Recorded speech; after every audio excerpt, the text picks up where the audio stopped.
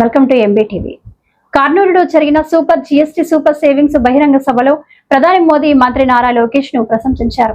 లోకేష్ నేతృత్వంలో రాష్ట్ర వ్యాప్తంగా ప్రజలు జీఎస్టీ సేవింగ్స్ ఉత్సవాలు చేసుకుంటున్నారు. ఇన్నోవేటివ్ కాంపిటీషన్స్ తో జీఎస్టీ గురించి యువతకు చక్కగా వివరిస్తున్నారు. ఏపీ ప్రభుత్వానికి అభినందనలు అని పేర్కొంటూ ఎక్స్ లో లోకేష్ ను ట్యాగ్ చేశారు. సభలో ఆయన మాట్లాడిన వీడియోను పంచుకున్నారు. Citizen centric development.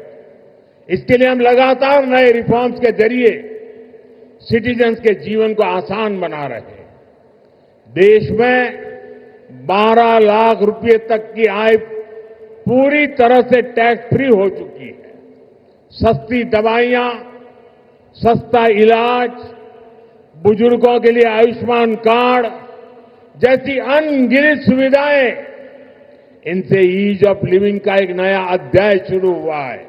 మిత్రులారా, మా ప్రభుత్వం ఒక్క విజన్ సిటిజన్ సెంట్రిక్ డెవలప్మెంట్ ఈ లక్ష్యంతో కొత్త సంస్కరణల ద్వారా ప్రజల జీవితాలని సులభతరంగా చేయడమే మా అందరి తాలూకా సంకల్పం. దేశంలో 12 లక్షల వరకు ఆదాయం ఉన్న ప్రతి ఒక్కరికి పన్ను రహితంగా చేసింది మన ప్రభుత్వం.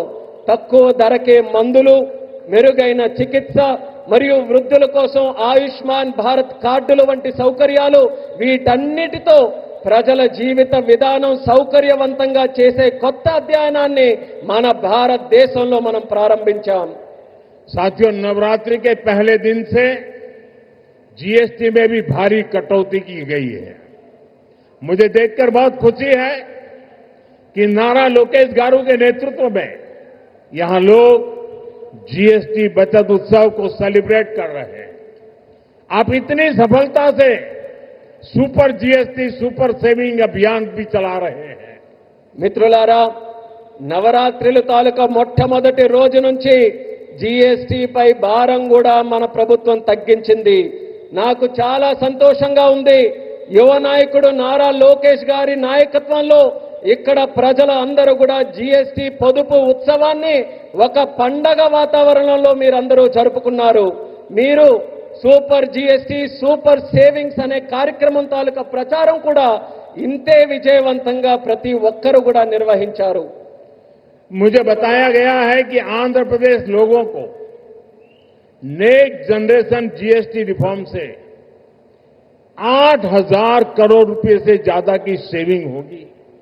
ये सेविंग इस बार त्योहारों का आनंद और बढ़ा रही है। लेकिन मेरा एक आग्रह भी है, हमें जीएसटी बचत उत्सव को वोकल फॉर लोकल के संकल्प के साथ मनाना है।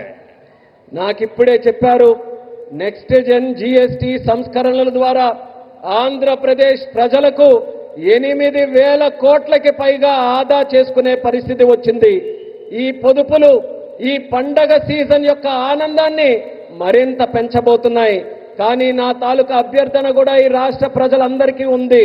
మనం ఈ జీఎస్టీ పొదుపు ఉత్సవాన్ని ఏదైతే నిర్వహించుకుంటున్నామో ఇందులో మనం స్థానికుల కోసం బలంగా వోకల్ ఫర్ లోకల్ అనే సంకల్పంతో స్థానిక తయారీ రంగాన్ని ప్రోత్సహించే విధంగా జరుపుకోవాలి.